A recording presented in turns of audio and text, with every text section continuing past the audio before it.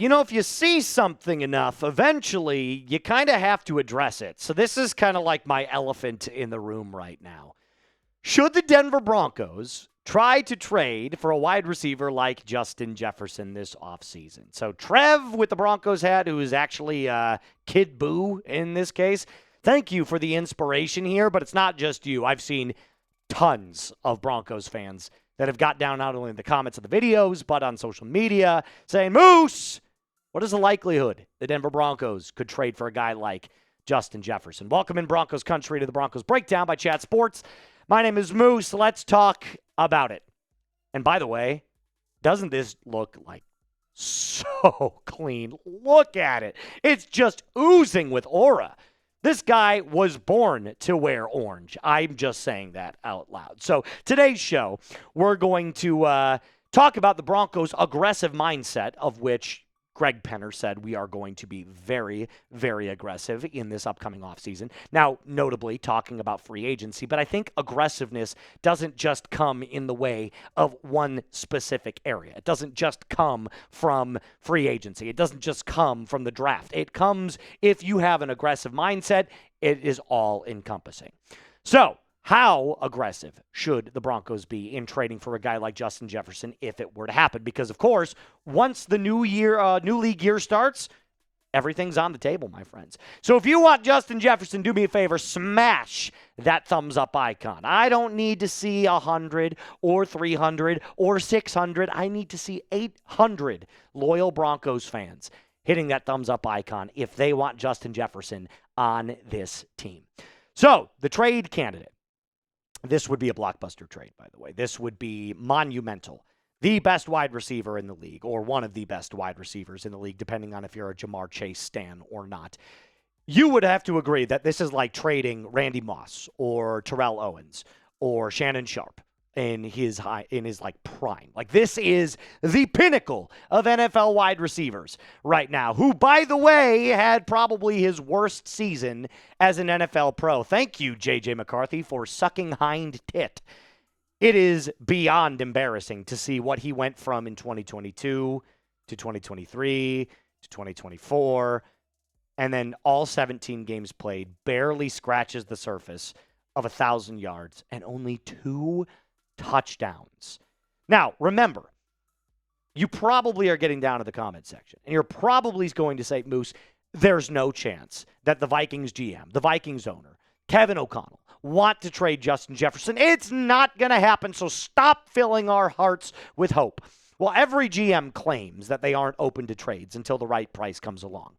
I remember a couple of years ago, not even a year, like probably just a year ago, where the Jets were saying there's no way we're going to trade Sauce Gardner. Come on! And then 2 first-round picks come available, and they're like, well, the Colts send them on off. So everything has a price. Every person has a price. There are no limits whatsoever. And I can pretty much guarantee you that every Broncos fan would welcome this, because if you look at the 2025 pass catchers for the Denver Broncos last year, Courtland Sutton is your number 1, and he notably wasn't amazing. I mean, like, 8 drops this year is bad for Courtland Sutton. He did get over 1,000 yards, which is nice, and 74 receptions, but I think we can all agree it was not an A year for Courtland Sutton. And that's probably because, he's getting a little bit older, right? He's no longer a spring chicken. He is definitely up there in age, probably on his last contract with the Denver Broncos. And, he's going to ride off as a Bronco. And I love Courtland Sutton. I don't want to see him go anywhere, but I don't think he's a true dominant number 1 anymore. But why does it work to go get Justin Jefferson? Well, Jettas, by the way, hinted at wanting to move on from Minnesota. How many times did you see his body language over the course of the season just completely change when J.J. McCarthy would enter the game? How many times did you hear him take to the podium or get a microphone shoved in his face where he was just like, man, we got to figure something out? He doesn't want to be there anymore. He's ready to contend for championships. And with Sam Darnold, he was excellent. With Kirk Cousins, he was excellent. J.J. McCarthy, not so excellent. And the Broncos finished second in drops in 2025 with 43. They need a true dominating number 1. Courtland Sutton had the most drops on the team, and he's your number 1. And like I told you from the beginning of this episode, Greg Penner made it clear the Denver Broncos will be willing to be aggressive in free agency, spend in free agency. But if you are willing to be aggressive in free agency, you also simultaneously have to be aggressive in both the draft or in trades. Maybe not necessarily in all three phases, but you'd have to be at least willing to be aggressive. So are you willing to spend draft capital?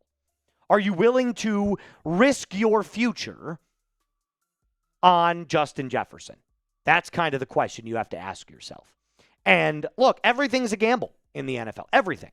Do you think that the Jets or the Colts were unaware that giving 2 firsts for Sauce Gardner might not pan out the best way? Of course they were.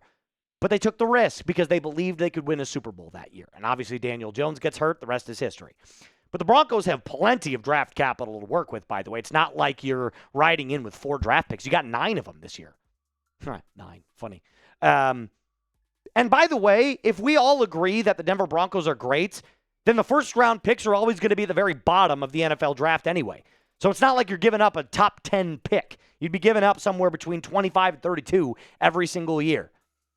So if we've now addressed that, okay, we can be aggressive in trying to trade for Jettas, what would it cost to go get someone like Justin Jefferson? I'm glad you asked, hypothetical question. I'll tell you what the price is going to end up being in just a moment. But before we do that, I have to tell you about my friends over at Rocket Money, saving me time and time again on my finances. I was spending at least a few extra hours a month trying to manage all of my subscriptions before Rocket Money. Now I can spend that time and money on dinner with my wife and my friends.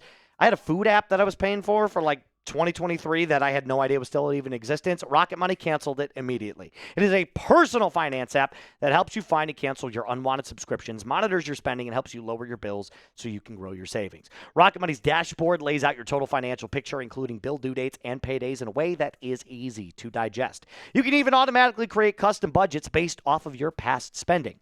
Rocket Money has saved users over $2.5 billion, including over $880 million in canceled subscriptions alone.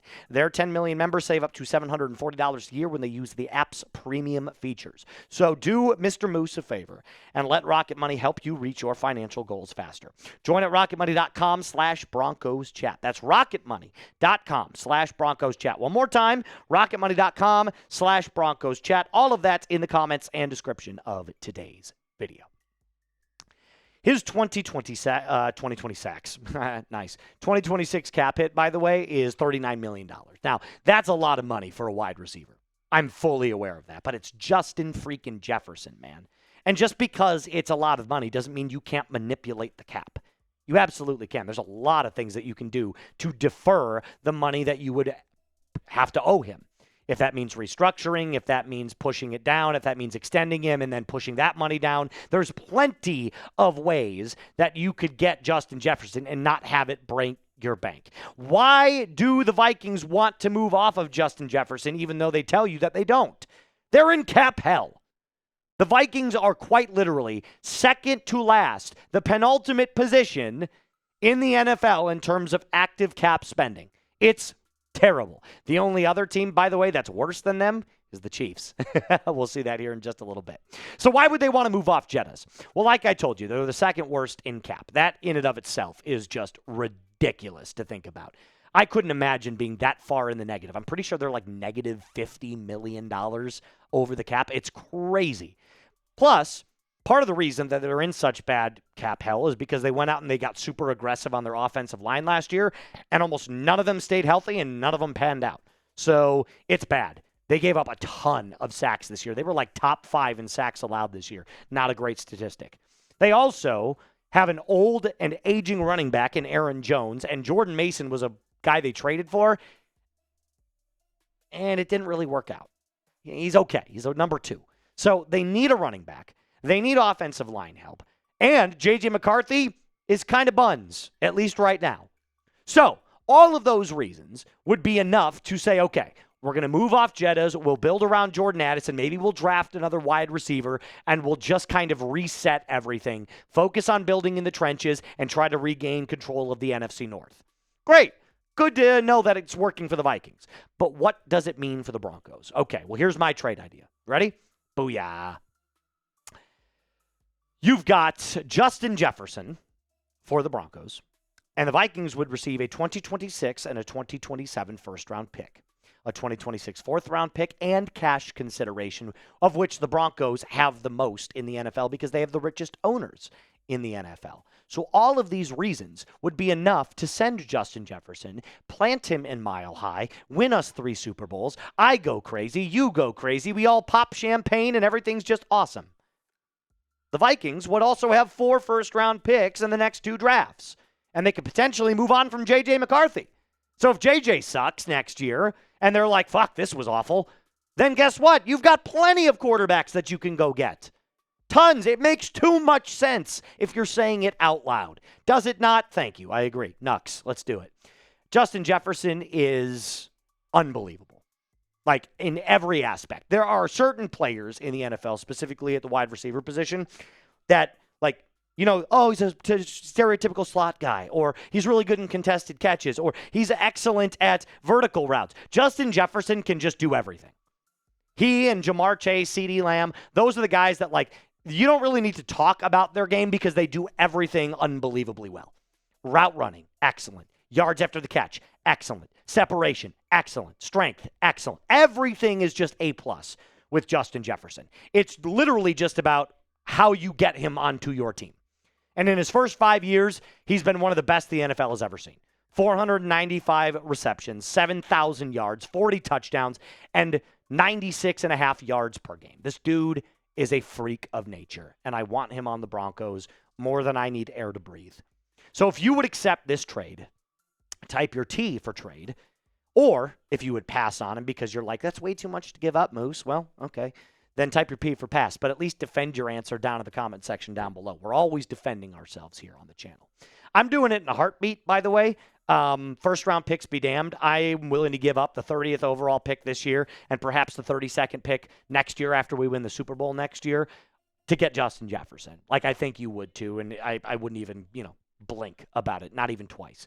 So let me remind you one more time that we've got nonstop offseason coverage for you. Free agency talk, which we'll hit here more in the next coming few days. Trade talk, draft talk. We got a lot of stuff coming up your way. So do me a favor.